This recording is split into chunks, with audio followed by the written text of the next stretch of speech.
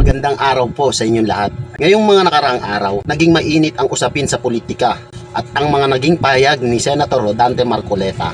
Kaugnay nga po rito sa pagsuspende dito sa Sergeant of Arms ng Senate of the Philippines na si General Aplasca. At alam nyo ho ba mga kababayan, hindi ito simpleng balita lang. At hindi rin ito ordinaryong issue na pwedeng baliwalain. Dahil nga po, para sa maraming Pilipino, ito ay usapin patungkol sa pagrespeto. Dahil ang usaping ito ay may kinalaman sa respeto sa proseso. Ito po ay respeto sa Senado at respeto sa limitasyon ng kapangyarihan ng bawat opisyal sa gobyerno.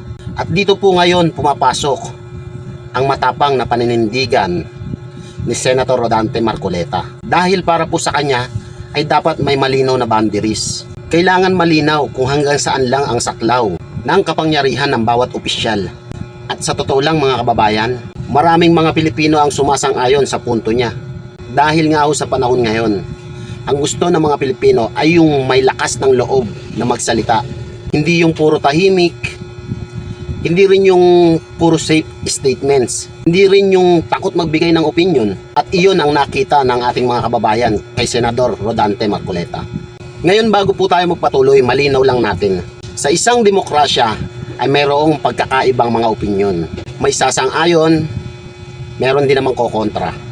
Pero hindi po natin may pagkakaila na marami sa ating mga Pilipino na ngayon ay nagtatanong, tama ba ang proseso? May respeto pa ba sa independence ng Senado? Tila para bang merong mga hakbang na nakikialam sa isang institusyon na independent. At para nga ho kay Senador Rodante Marcoleta na dapat malinaw ang mga tanong na yan. Dahil ayon nga ho sa kanya na ang Senado ay hindi lang basta ordinaryong opisina. Ito ay isa sa pinakamahalagang institusyon sa bansa. May sarili itong rules, may sarili itong proseso, at meron rin ho itong sariling pagdidisiplina. Kaya ho sa maraming supporters ni Senador Rodante Marcoleta, tama lang questionin kapag may mga hakbang na maaaring magbigay ng impresyon na may labis na impluensya mula sa ibang sangay ng gobyerno. At alam ninyo mga kababayan, mahalaga ho sa isang bansa ang check and balance. Pag ang isang opisyal ay tila ba lumalagpas na sa kanyang saklaw, natural lang na may magsasalita. Natural lang din na may magtatanong. Dahil kapag walang nagtatanong sa gobyerno, sino na lamang ang magbabantay? At ayun ho ang punto rito. Para ho sa maraming Pilipino, ang pagtatanong ay hindi anti-government. Sa katunayan nga ho, mas lumalakas ang demokrasya kapag may mga taong handang magsalita. At para nga po pala sa mga supporters ni Senator Marcoleta, iyon ang ipinakita niya. Hindi siya natakot magsabi ng kanyang pananaw, hindi rin siya natakot tumayo sa sarili niyang prinsipyo. At aminin ho natin o hindi, marami hong mga taong ngayon ay sawang-sawa na sa mga politiko na tahimik lang kapag sensitibong issue na ang pinag-uusapan. Gusto ng publiko yung may paninindigan. Gusto ng publiko yung hindi takot mabatikos.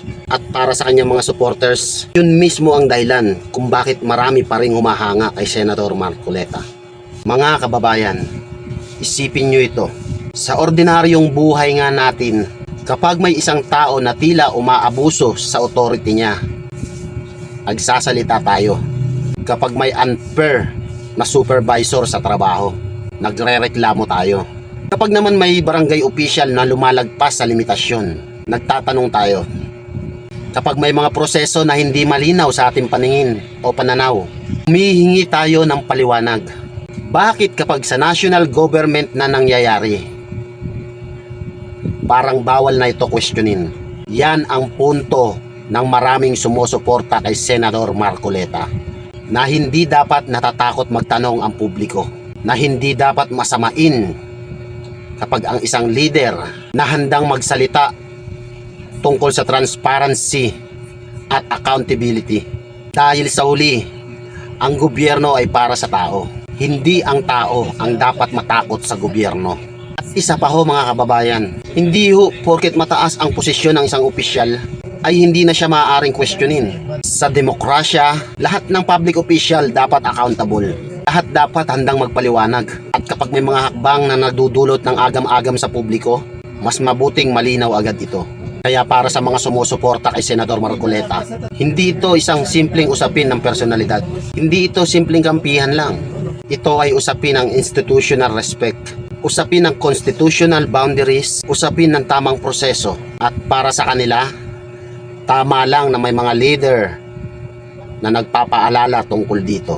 Dahil kapag nasanay ang gobyerno sa mga hakbang na tila walang malinaw na limitasyon, unti-unting nawawala ang check and balances. At kapag nawala ang check and balances, sino ang talo? Tayong mga ordinaryong mamamayan. Mga kababayan, aminin natin, maraming Pilipino ang pagod na sa politika, pagod na sa mga bangayan, pagod na sa mga issue.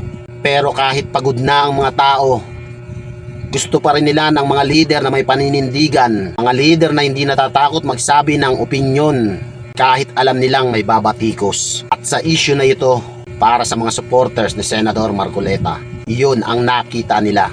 Nakakita sila ng isang tao na handang magsalita, isang taong hindi takot magtanong. At para sa mga Pilipino, mahalaga yun. Dahil sa panahon ngayon, maraming mga politika ang mas inuuna ang pagiging politically correct kaysa maging tapat sa kanilang paniniwala. Kaya kapag may isang leader na diretsahan magsalita, may mga taong nakakaramdam ng totoong paninindigan. Ngayon, may mga taong hindi sasang-ayon kay Senador Marcoleta. At normal lang yun. Demokrasya ito eh. Pero ang mahalaga rito, may diskusyon. May mga taong nag-iisip. May mga taong nagtatanong. May mga taong gustong maintindihan kung tama ba ang proseso. At sa totoo lang mga kababayan, mas delikado ang pananahimik.